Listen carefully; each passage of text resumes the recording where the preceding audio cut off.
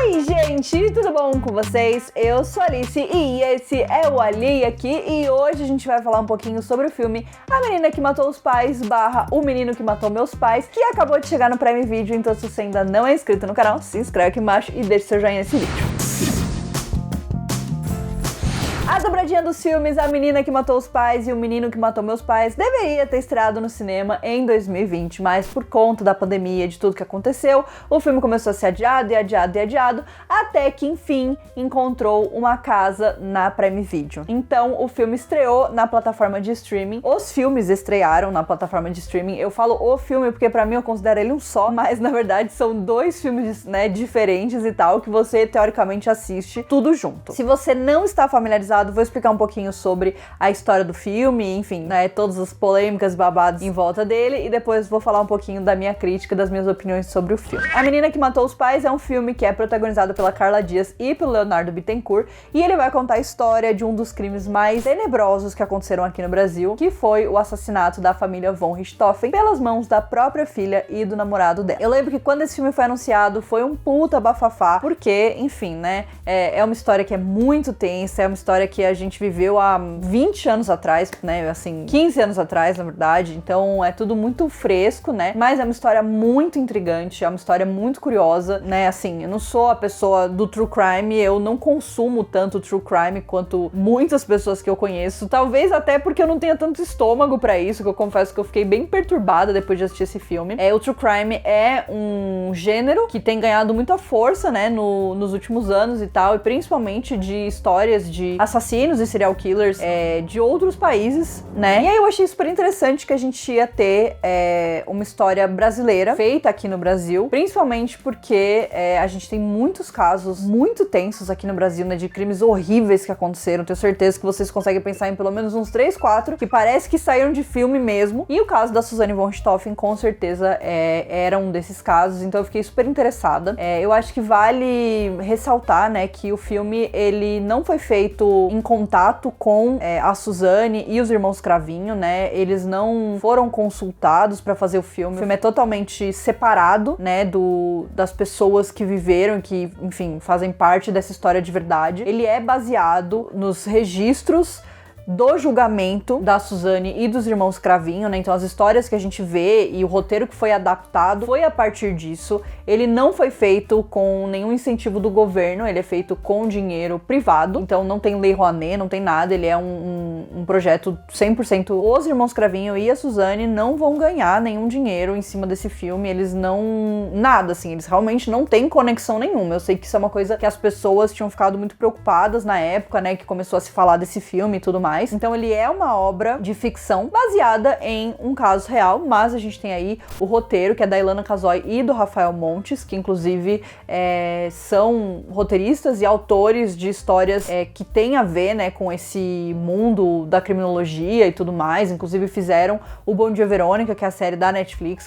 Então eu acho que é muito legal, e eu acho que é muito legal que a gente esteja entrando nesse universo do true crime, porque como eu falei, aqui no Brasil a gente tem realmente muitos crimes, né, tenebrosos, mas que com certeza dariam filmes super interessantes, e eu sei que tem um público enorme que se interessa super por isso. Enfim, vamos falar um pouquinho então sobre os dois filmes. Como eu falei, eles são protagonizados pela Carla Dias e pelo Leonardo Bittencourt. É meio bizarro isso, né, porque assim, o filme deveria ter saído no passado e ele tinha aí todo um bafafá em volta dele, teve que ser adiado e tudo mais, e vai sair agora, justamente no ano que a Carla Dias entrou pro BBB e fez um puta bafafá lá no BBB e criou uma fanbase ainda maior do que ela já tinha, né, ela já era super famosa, mas eu acho que, né, tá na casa das pessoas de novo foi uma coisa que com certeza ajudou muito ela, né, e com certeza vai bombar ainda mais esse filme. E eu confesso que assim, quando, né, a gente tá falando então de dois filmes que foram feitos e a ideia é que cada um dos filmes conte um lado da história. Então, A Menina que Matou os Pais vai contar o depoimento do Daniel Cravinhos, né, então a visão dele da história, e O Menino que Matou Meus Pais é a história da Suzane, né, contada por ela. Então a ideia é que sejam dois filmes e você assista os dois, pra você poder ver os dois lados da história. Eles são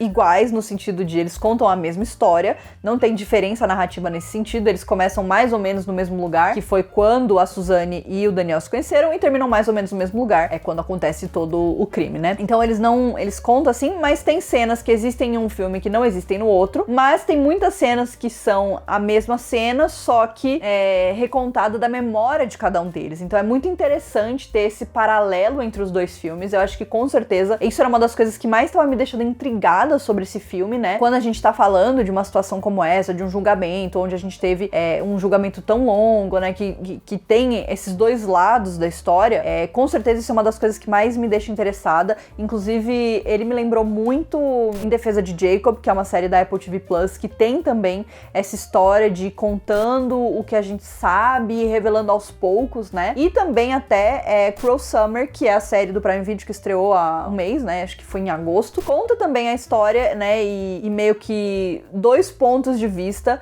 de uma mesma situação que foi traumática para duas pessoas. Óbvio que no caso, né, da menina que matou os pais, não foi traumático exatamente para eles, porque eles foram, né, os responsáveis. Mas, vocês entenderam, né? A gente tem aí dois lados de uma mesma história. Isso era uma coisa que estava me interessando muito. Eu acho que depois de assistir os dois filmes, e eu comecei assistindo a versão do Daniel, então a menina que matou os pais, e depois o segundo que eu assisti foi o menino que matou meus pais. Eu acho, particularmente, que essa é a ideia original, né? Eu acho que essa é a ordem que eles gostariam que a gente assistisse, mas a realidade é que não tem uma regra. Você pode começar pelo filme O Menino que Matou Meus Pais, ou você pode começar pelo A Menina que Matou os Pais. Vou me embananar tudo aqui no título, porque os títulos, enfim, né? Mas vocês vão entender. Você olhando pela ótica da história, tanto faz. Você pode assistir os dois, pode começar por um ou pelo outro, mas eu, particularmente, acho que eu aproveitei mais começando pela versão do Daniel, porque eu acho que ela conta um início que é mais longo e mais bem construído. Mas, de novo, isso pode ser a minha visão, porque eu assisti esse primeiro. Então, se você assistiu o outro primeiro, comenta aqui pra mim o que vocês acharam, qual seria a ordem que vocês sugeririam, mas a princípio essa é a minha ordem. Eu confesso que eu me surpreendi bastante. Eu não sou uma pessoa que conhecia super sobre o caso, então foi muito interessante pra mim descobrir alguns detalhes e algumas coisas. Então, por exemplo, eu achava que o irmão do Daniel, né, o Christian, ele tinha tido uma participação muito mais ativa no caso, né, e no planejamento, do que simplesmente meio que ter caído de paraquedas ali, tá fazendo um favor pro irmão e ter topado fazer um negócio. Então, isso foi uma das coisas que me surpreendeu, entre outros pequenos detalhes, né, da relação da Suzane com a família dela. Eu confesso que, assim, eu terminei os filmes, a minha cabeça tava, assim, girando, eu não sabia bem o que pensar. Eu acho que ele é um filme que mexe muito com você, porque é muito louco você ver a mesma história contada de formas diferentes, e é muito difícil você saber em quem você vai acreditar, quem tá falando a verdade. Eu me sinto mais inclinada a acreditar na história do Daniel, porque eu acho que o jeito que ele conta, né, enfim, o jeito também que a gente vê no filme, e isso, óbvio, é baseado no que eu tô vendo no filme.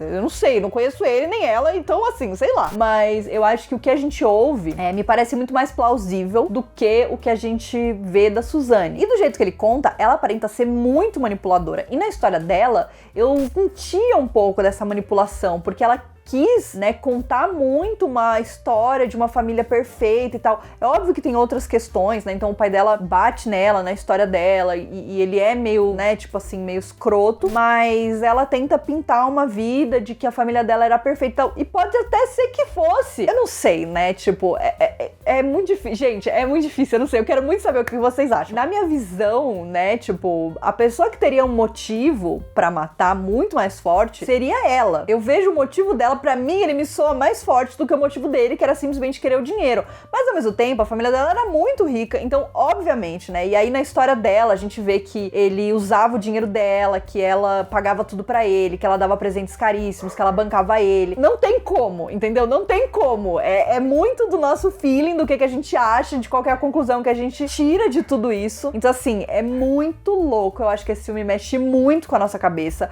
Eu fiquei pensando muito sobre ele depois. Eu tô pensando... Eu assisti ele ontem, que pra vocês foi anteontem. Eu tô pensando nele até agora e eu vou continuar pensando nele, né? Então, pra mim, isso já são pontos positivos do filme. O quanto eles conseguiram ser imparciais e contar essas duas histórias de um jeito tão incrível, assim, que você mergulha na história. Eu acho que as atuações ajudam muito. Eu acho que tanto a Carla quanto o Léo, eles estão muito bem nos papéis. A Carla, eu acho que ela se destaca demais, porque a Suzane, ela é muito mais instável eu sinto, do que o Daniel. Então a gente tem muitos altos e baixos com ela, muitos momentos onde ela tá sendo inocente, porém manipulativa, e eu acho que isso fica muito claro no jeito que a Carla se porta, né, nas expressões dela, em tudo que ela entrega nesse sentido. Não é uma personagem fácil, então é muito interessante ver como ela se transforma, né, principalmente como ela se transforma aos olhos dele. Então ela começa sendo uma garota inocente e ela vai lentamente se tornando uma pessoa manipuladora, que vai, né, dando essas sugestões e indicações. Então eu acho que com certeza as atuações são um ponto alto do filme. Elas te puxam pra dentro da história e te colocam ali na cabeça daquelas pessoas. Então é muito louco. Eu fiquei pensando muito tempo sobre o filme e vou continuar pensando. Então eu acho que isso já fala muito sobre o filme em si, né? Eu gostei do filme. Eu confesso que eu tava bastante com o pé atrás, né? Não sabia muito bem o que esperar. Já tinha curtido os trailers, já tinha achado bem assim dramático, né? Mas eu tava bastante curiosa. Eu fico me questionando se teria realmente necessidade das cenas deles chegando no julgamento, né? Porque isso, no da Suzane, a gente ainda vê ela falando mais ali, né? O pai do Daniel também, ele reage ali enfim, no julgamento e tal. Mas no lado do Daniel, a gente quase não tem uma interação com esse momento do julgamento e a história que tá sendo contada. Me questiono também se precisariam ser 2 filmes. Talvez eles pudessem ter contado as 2 histórias, as 2 visões em um filme só, um pouco mais longo, porque os filmes têm 1h20, né, de duração, 1h20 e poucos, assim. Então são filmes rápidos de assistir, né? Não são filmes muito longos, o que eu gostei. Porque se fosse 2 filmes muito longos, a gente ia ficar exausto, né? Mas eu acho que tem algumas coisas que acabam se repetindo, que talvez, se eles tivessem montado num filme só, teria ficado mais interessante. Então eu acho que a proposta é legal de ter esses 2 lados da história, mas eu acho que eu talvez teria tentado um outro formato. E aí isso me leva a pensar, né, que assim, se esse filme tivesse saído no cinema, eu entendo que essa ideia de ter 2 filmes e de ter eles tão bem montados, é que você poderia assistir qualquer um dos filmes e você teria a história completa. E eu acho que isso é uma coisa importante. Mas quando a gente tá falando de streaming, e provavelmente a pessoa vai assistir um e logo em seguida ela vai assistir o outro, ou ela vai assistir num dia, no dia seguinte ela já vai, né? Eu acho que pro cinema é mais difícil, né? Tipo assim, o cinema é caro, então tipo, a pessoa tem que se planejar pra ver 2 filmes. Então talvez no cinema as pessoas não veriam 2 filmes, né? E isso também me faz lembrar da trilogia da Rua do Medo, que a ideia é que os filmes fossem pro cinema, mas eu acho que esse formato talvez não funcionasse nos cinemas, né? Tipo, será que as pessoas iriam assistir os outros filmes? Será que a pessoa assistiria um e iria assistir o outro? Então, eu acho que quando a gente pensa em streaming, a gente tem, né, isso. Então, a gente tem essa ideia de que a pessoa vai, com certeza, assistir os 2 filmes, porque já tá lá, a pessoa já paga o streaming, então é só, literalmente, né, clicar e dar o play. Mas aí eu vejo que existem outras possibilidades, né? Eu acho que, de repente, a gente poderia ter uma série, porque, com certeza, eles têm muito material, e eles têm material suficiente pra fazer uma série limitada, né, uma minissérie com 6 episódios que seja, contando a história, contando os 2 lados, né, no mesmo estilo de Cruel Summer, onde cada episódio a gente tinha um lado da história. Eu acho que, de repente, lógico, eu acho que a ideia é que eles queriam que lançasse logo, porque esse filme tá aí faz tempo, né, sendo produzido, filmado, editado, nananã, e aí a gente teve aí um atraso de 1 ano, né, no lançamento do filme, mas eu acho que talvez um outro formato teria favorecido muito mais o filme, mesmo que fosse um único filme longo, ou então, de repente, uma série ou alguns episódios, né, acho que isso com certeza teria sido mais legal, porque eu acho que no final do segundo filme, você já tá meio cansado, sabe? Tipo, porque tem coisas que se repetem, você já conhece a história, você já chegou no final daquela história. Então, se de repente a gente tivesse uma série ou uma história que vai se desenrolando simultaneamente, você já vai vendo os 2 lados simultaneamente e descobrindo a história simultaneamente, eu acho que talvez tivesse funcionado mais. É isso, eu achei que foi muito legal, eu gostei do filme, eu gostei muito mais do que eu achei que eu gostaria. É um filme que me deixou perturbada, tem algumas cenas, assim, a cena final do primeiro filme, né, que pra mim é A Menina que Matou os Pais, deles matando os pais de fato, por mais que a cena não tenha sido gráfica, explícita, é uma cena que vai me perturbar por muito tempo, porque assim, as expressões do Daniel, o jeito que tudo foi feito, como as coisas foram muito a sangue frio, nossa, isso foi, assim, bizarro pra mim. E também, na verdade, a cena final do filme dela, né, que a Suzane surta e ela começa a gritar e ela tá na sala e ela tá, mano, muito surtada, ela tá muito muito chapada, ela tá muito tudo. Cara, a Carla Dias arrasou nessa cena também. Então, assim, eu gostei bastante. Eu acho que o irmão da Suzane, o Andreas, ele é um personagem que pra mim, né, tipo, ele tem a sua importância ali, mas ao mesmo tempo eu acho que ele aparece demais e ele não tem importância suficiente no caso. Então, eu acho que talvez o personagem dele poderia ter sido menos. Eu não gostei muito da atuação do ator. Achei que ele é o mais fraco entre todos. Então, assim, se ele tivesse aparecido menos, teria sido melhor. Gostei muito de todos os momentos onde aparecem os pais da Suzane e os pais dos Cravinho, porque a distância, né, entre eles, a diferença entre os casais é muito interessante de ver. Aquela cena que eles vão na casa da Suzane pela primeira vez e aí eles estão todos sentados no sofá e os pais dela não, né, eles não sabem conversar, tipo assim, é um abismo ali e eles fazem questão de mostrar aquele abismo, né, até quando, eu acho que isso é no filme da Suzane, né, que eles vão na casa do Daniel e aí a mãe da Suzane fala assim, você viu aquela doceria e tal? Ela fala assim, mas é muito cara aquela doceria, né? E aí a mãe dela fica com uma cara, tipo, meio, né, que não gostou, assim. É muito, muito, muito, muito interessante de ver essas diferenças, de ver, tudo isso que acontece. Eu fiquei, assim, muito impactada realmente pelo filme. Eu não esperava gostar. Não acho que, assim, é uma obra-prima. Não é uma obra-prima. Ele tem alguns defeitos, ele tem algumas questões, né? Acho até que o formato poderia ser repensado. Mas ainda assim, é um filme muito bom. Tenho certeza que vocês vão gostar. E, enfim, fiquei sabendo aí de tudo do caso da Suzane. Então, pra mim, ele cumpriu o seu papel. Então, quero saber o que vocês acharam da Menina que Matou os Pais e O Menino que Matou Meus Pais. Contem pra mim qual foi o primeiro que vocês viram. Contem pra mim as impressões. Quem vocês acham que teve mais culpa? Quem manipulou quem nessa história? Quem é manipulado? Quero saber de tudo que vocês estão achando, porque eu preciso comentar sobre esse filme. Então não esquece de se inscrever aqui no canal, deixar o seu joinha nesse vídeo e a gente se vê no próximo. Um beijo!